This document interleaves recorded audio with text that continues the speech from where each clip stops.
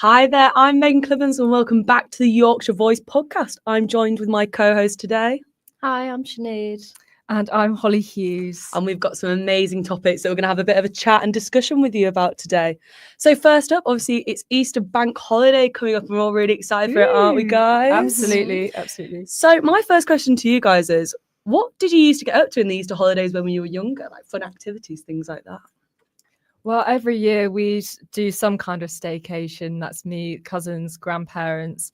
And then the ultimate task, of course, especially when I was really, really little, is making the Easter gardens and having the Easter garden competitions in primary school. And I was never any good and I never won, but every single year I always remember that was probably one of the things I got most excited about. I can imagine you were very competitive with that. Of what were you course. getting up to over in Ireland then, Sinead?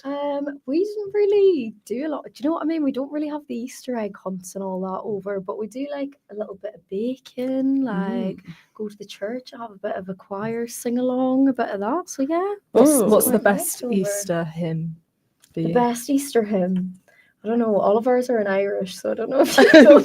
Well, on the spot now. Yeah. I mean, I don't know about you guys, but we did Easter bonnets, especially at school, and it was always a very big competition. Like whoever had the coolest Easter bonnet that sort of season, that was, you were the cool kid then on the block. And I know that my mum was the one that always made mine, but you haven't really been in British education if mum hasn't done your art projects. Exactly. I mean, these are all really lovely things. We've all got really fond memories, really, of Easter. But it's really interesting because obviously youth clubs are in Britain, as we know, in significant decline. And how do we really think that's affecting people? Well, it is very, very interesting, especially if you're looking at the records from the Economics Observatory. So about 69% of youth clubs have closed during the 2010s. And now you're seeing educational performance actually get worse, which is something I wouldn't expect because you'd think youth clubs would be more about what you're doing outside of school. So I think it's fascinating that it's actually affecting what goes on for the rest of the year as well. I think it's very telling. I mean, I did a little bit of research earlier and it was saying YMCA and UK Youth, which is huge, like big brands in the UK that sort of advocate for youth clubs and things like that, especially out of term time, have proposals including a £1 billion annual investment to restore and expand services. I mean, Sinead, how do you think this will sort of help youth culture and people to really foster that childhood?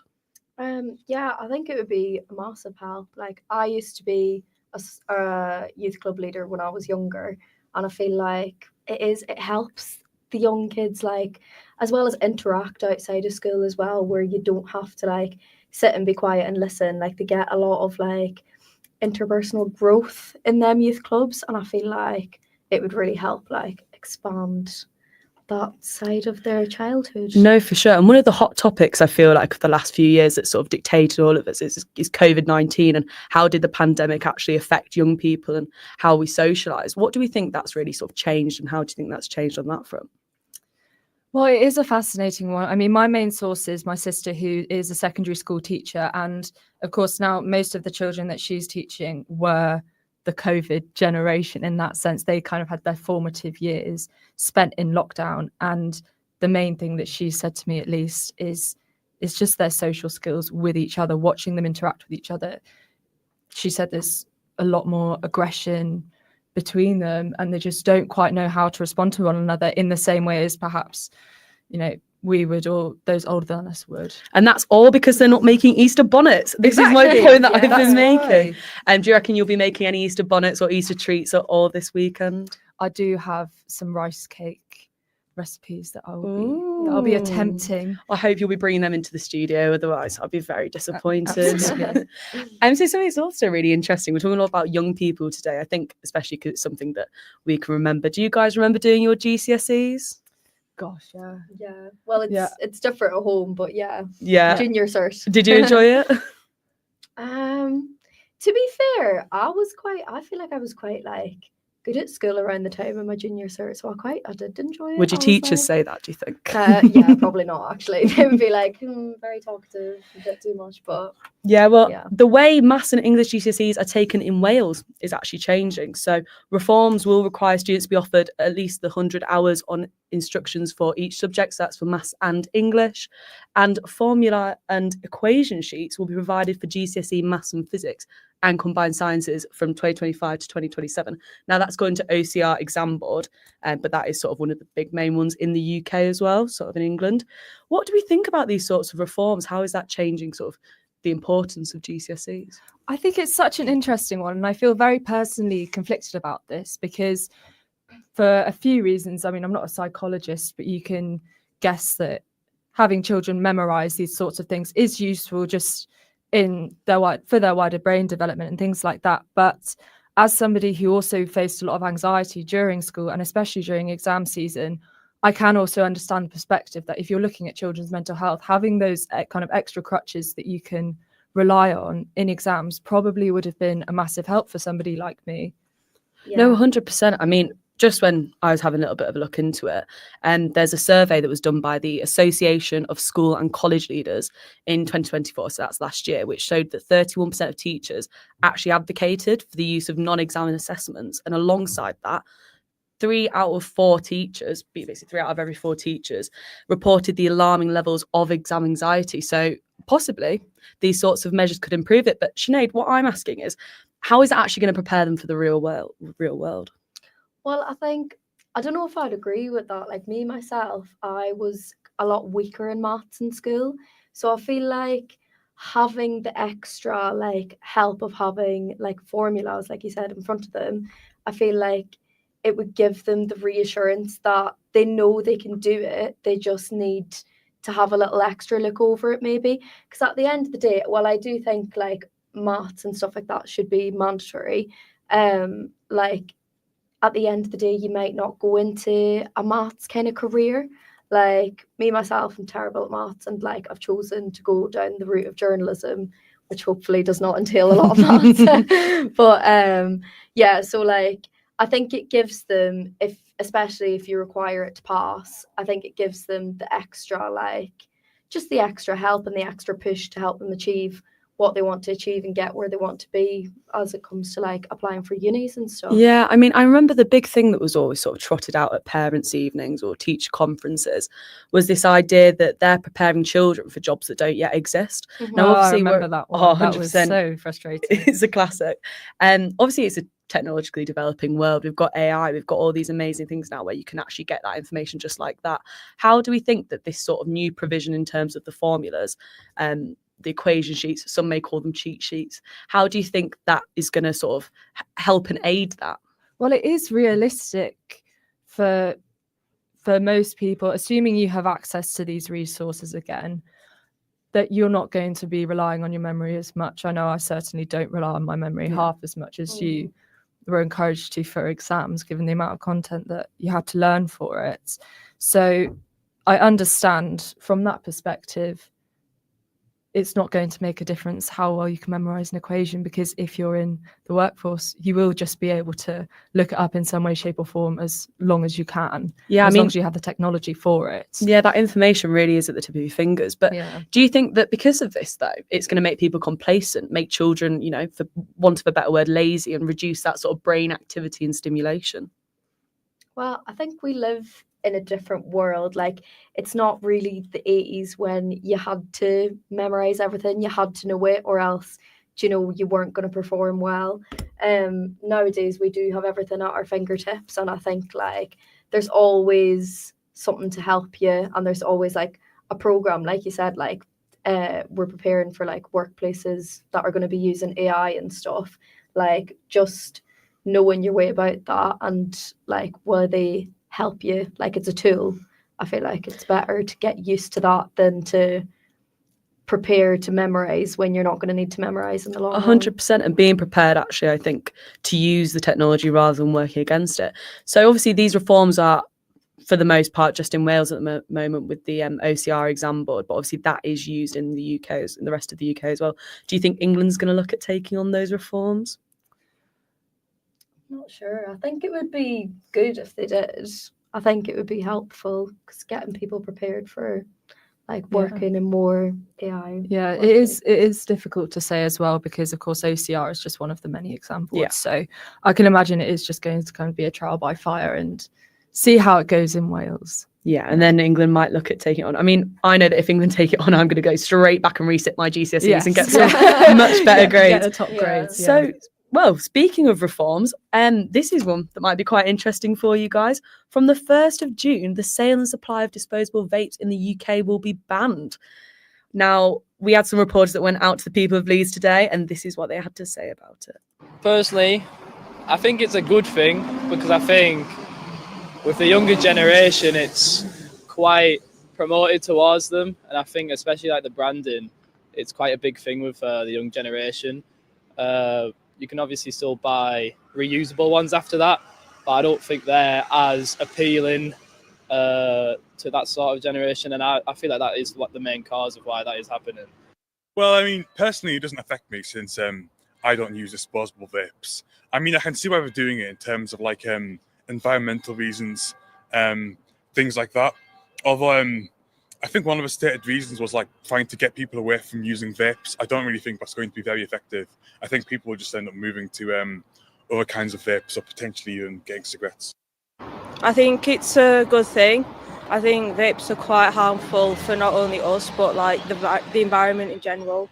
There's a lot of plastic waste that I think it's not the best, and to counteract, I think it is just like it's a good thing that it's happening. So there's some very interesting points there, sort of a range of environmentalism sort of thing, but also a bit of pessimism actually about how effective it's going to be. What do you guys think? Do you think this ban's going to make much difference on the consumerism side of it? It is so interesting, especially given what the second man said about it's kind of like if you want to do it, you will find a way, because I think people forget that it is an addiction, isn't it? And a ban doesn't necessarily mean that you're going to quit. It just means you're going to find other ways of doing it, whether that's using a reusable vape, for example, or if you're potentially even worse going to be sourcing disposable vape from an unvetted organisation instead, and you don't know how safe those are either. So yeah, 100%. It's the sort of age-old argument of actually if you make something illegal, if anything, it just goes back onto the black market, and it's not even taxed. There's literally no benefit that's coming out of it. I mean, when I was just having a little bit of a look, according to the Standard, only 17% of vapors actually dispose of single-use vapes in recycling. So if we sort of don't look at the side of it, people are going to buy them anyway, people are going to go on to reusable ones. In a sense, is that not going to make it a lot better for the environment? Maybe sort of reduce our impact. Sinead, what do you think? Yeah, definitely. I think of the people that I know that vape, it is kind of like a night out thing. And obviously, if you're like vaping while you're like combined with drinking and stuff, you aren't going to think, oh, let me take this vape home in my bag and recycle it. You're just going to chuck it wherever, you know? So I think it probably is better in the long run to get those like bigger vapes maybe that you put liquid into and stuff, and then it is helping the environment, even if it's just like bit by bit. Yeah, I mean, it's sort of every little helps with it anyway, isn't it? But something's really interesting as well, because obviously you're looking at vapes and compared to like cigarettes and things like that have got all this marketing of what can happen to you, all these health warnings. They're in all these gorgeous flavors, beautiful colors. It really is sort of marketed in such an appeasing way. How do you think it's actually affected and increased the use of e-cigarettes? And what do you think we should be doing about that? Well, I mean, as far as I know, there are those theories starting to emerge that vaping is worth however many cigarettes and that it's therefore actually worse for you. But there's such a big problem that you just don't know what the impacts are at the minute. I mean, it hasn't been around long enough for people to truly be able to analyze it like that. So you can understand to an extent why it's not marketed like that, because they can't directly link what could happen to somebody who vapes in 20 years with, you know, with what's up outside the product. Yeah, there's not right enough... now. There's not enough backing to put it on the packaging like they do with cigarettes, for example. Not enough horror stories, really. And I think that all these really nice colours and things, it's like, why aren't kids doing it? Like, yeah, it does so look exciting. like looks like sweets, doesn't it? It does look like sweets. Like, honestly, I've been walking into a sweet shop and that looks like something that you're going to purchase, which is really, when you think about it, instead of looking at the banning of disposable vapes, shouldn't they be looking at remarketing, popping the same amount of content warnings on them? Why aren't they doing that, do you think? Yes, but then it is also the question of, and kind of what I said before, if you're going to do it, you're going to do it anyway. I mean, regardless of how scary the packaging is. Yeah, I do think though, if they took away some of the like bubblegum and like mango peach flavors and replaced it with maybe like literally like menthol or like mint, it would like cut a lot of people, because I think having them like fruity, almost like, it reminds me of like Hubba Bubba chewing Yeah. like all them different fruity flavors like is gonna entice a younger crowd.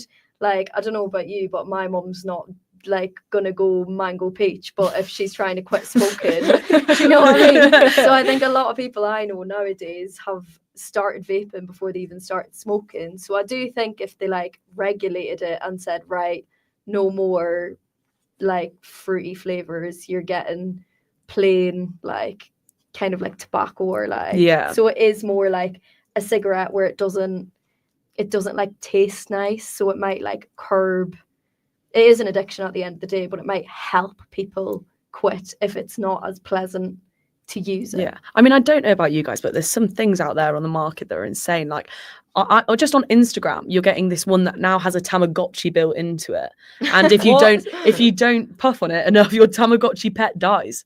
Oh So my God. the That's market is out of extreme, control, yeah. and I think it's really interesting. I can't wait to see sort of how the government does tackle this relatively recent sort of epidemic that we've seen in young A people. new law on Tamagotchi vapes. Yeah, Mhm. real. Well, speaking of sort of looking back at like things that we always used to enjoy, like Tamagotchis, Polly Pockets, all that sort of stuff. Jurassic World is turning 10 years old this year. Are we Yes. fans? Okay, I'm a fan of the first Jurassic World that they made. Mhm. I think it's fine to do reboots like that. And you know, there was one particular scene in the first Jurassic World where they kind of pay homage to the earlier ones. The Jurassic Park. Yeah. Yes. But there are only so many films about Yeah. dinosaurs roaming the earth you can make, surely. Oh, you're going to be Surely. annoying some viewers with that one, Yeah, Holly. I know, but I think I watched the first one and I thoroughly enjoyed it. It got to the second and I thought, what else can you do? I mean, it Mhm. really begs the question about reboots, really, because obviously we're seeing, especially recently, sort of a rise in reboots. Disney's remaking live action versions of old princesses, and you're getting mixed reviews. Yeah. Like, some people love it. Young people, like kids, are really enjoying it. But I don't know, I'm sat there going, that's not quite my Snow White. That wasn't the Cinderella that I was watching. What do you guys think of reboots in general? Do you think it is actually a lack of originality, or do you think it's a great new way to bring in new audiences? I think it can be a really good thing. I know the Disney films are controversial with how some of them are being rebooted, but in a lot of ways, they are also films that I wish I'd had as a child. Perhaps being able to watch that version of as well.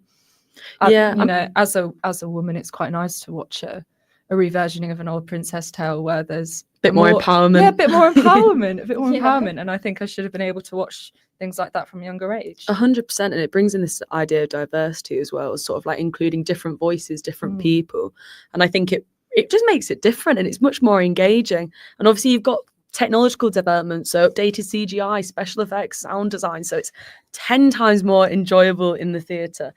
So Sinead, that's what I'm asking you. Do you think it is a bit too much nostalgia though? Do you think they should be more creative? Do you think it's dulling the minds of creativity in film? I think, yeah, we could do with a bit more originality in the film industry nowadays. A lot of things are reboots. A lot of things are like medium changes. Like we have like The Last of Us the second season's coming out. That's been made from a video game. Like I think especially with like the Disney remakes and everything's CGI, but does the CGI actually look that good? Like with like Snow White, like the Seven Dwarfs, there was a bit of controversy for them not hiring actual little people. Instead, they've CGI'd like the Seven Dwarfs and put people out of work instead. Yeah. So that's a bit of a question to be asked as well. But I think as well with like updating the animation or like even doing live actions, like I feel like it takes away the appreciation as well for the old 2D animation style. And I feel like that's a bit sad as well, because I feel like all art should be appreciated. It's not necessarily that it needs to always be updated. Yeah, and it was so revolutionary at the time. I mean, we're only really improving on things. They were totally blazing the way for technology. I mean, it's so interesting. What I'd personally quite like to see more of is, you know, West Side Story. Yes. And you know how that was a remake originally of the whole Romeo and Juliet. Now Yeah. that sort of concept, I think that's like the ideal reboot. Like you're Yeah. taking a concept and you're making it completely different. You're not just like Mhm. putting different roles in. But are you losing the essence of the original story? in Have that? you seen West I've Side not Story and how actually good the seen songs are? West Holly? Side Story. See- I'm thinking more along the lines of the 90s chick flick, which is 10 Things I Hate About You, which is of course based on Taming of the Shrew. Yeah, of Yeah. course. And as brilliant as I think that film is, it's not exactly Shakespeare in the same way, is it? Well, as much as I'd love to say it As is. someone from Stratford upon Avon, of course, Yes. you've got to get Shakespeare in there, Holly. Of course. Anyway. Oh well, that's absolutely brilliant. Well, that's all that we've got for you today. Do you guys reckon that you'd be going to Jurassic World if you got the opportunity? If it was real? After seeing the films and what always ends up happening, I'm not sure it'd be the best stay out for me. No.